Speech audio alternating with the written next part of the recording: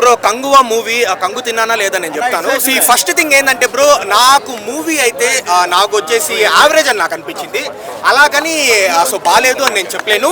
Okay కొంచెం సూర్య గారి one man show కాబట్టి స్లైట్లీ మోర్ దాన్ యావరేజ్ అని అబో యావరేజ్ అని కూడా మనం అనొచ్చు అనమాట. మేబీ కలెక్షన్స్ వచ్చి అది సూపర్ హిట్ టాక్ గా కూడా ఎండ్ అవ్వచ్చు, ఎందుకంటే ఇప్పుడంతా మారిపోతా ఉంది కదా. సో టాక్ ఏమో క్రిటికల్ అక్లైమ్ వచ్చినా కలెక్షన్స్ వల్ల అది సూపర్ హిట్ అంటా ఉన్నారు. సరే ఇది పక్కన పెట్టేస్తే మూవీలో మంచి ప్లస్ పాయింట్స్ ఏంటంటే so first major plus point Surya గారి one man show bro. Surya గారు అయితే కంగువగా యాక్టింగ్ అయితే ఇరగదీస్తాడు సీరియస్లీ. ఫ్రాన్సిస్ నాకు పెద్దగా ఎక్కలేదు, అది పక్కన పెట్టేసేయండి. సో కంగువగా అయితే సూర్య గారు అయితే ఇరగదీస్తారు. అండ్ నెంబర్ 2 ప్రొడక్షన్ వాల్యూస్ కావచ్చు, లేకపోతే ఈ ఆర్ట్ వర్క్ కావచ్చు, లేదా 1070లో 11th సెంచరీలో ఎలా పీరియాడిక్ ఆ సెటప్ అంతా ఉంటుందో ఆ సెటప్ అంతా బాగా చూపించినారు. బట్ కానీ ఇంకా నెగిటివ్స్కి వచ్చేస్తే సో కొంచెం నాకు ఎమోషన్స్, ఆ యాక్షన్ సీక్వెన్సెస్ కావచ్చు, అట్లాంటి డైలాగ్స్ కావచ్చు అని మనం చూసేస్తాం.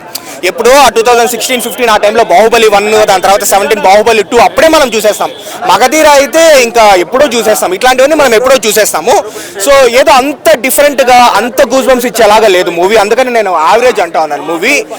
సో అదే అండ్ ఆఫ్టర్ దిస్ సూర్య గారి సంగతి పక్కన పెట్టేస్తే బాబీ డియోల్ గారు ఉన్నారు. బట్ బాబీ డియోల్ గారిని కూడా పెద్దగా వాడుకోలేదన్నమాట. యాక్చువల్లీ చూడండి, ఇప్పుడు అనిమల్లో 20 minutes ఉన్న రఫ్ ఆడిచ్చినాడు అనమాట. రణబీర్నే డామినేట్ చేసి పడేస్తున్నాడు.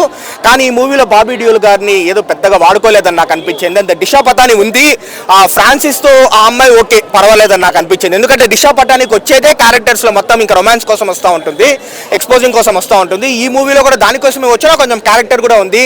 అండ్ అంతే బ్రో, ఇప్పుడు మనం ఇవన్నీ చూసేసాం బ్రో. ఇది 2024 ఎండ్, ఇంకొక 2 months అయితే 1.5 month అయితే మనకు 2025 కూడా వచ్చేస్తుంది. ఇదంతా మనం 2014, 15, 16లోనే మనం చూసేస్తాము. మరి అలా చెప్పేదానికి లేదు. ఓకే కొంచెం యాక్షన్ సీక్వెన్సెస్ బాగానే ఉన్నాయన్నమాట. కొంచెం అక్కడక్కడ స్లైట్లీ డ్రామా పండింది.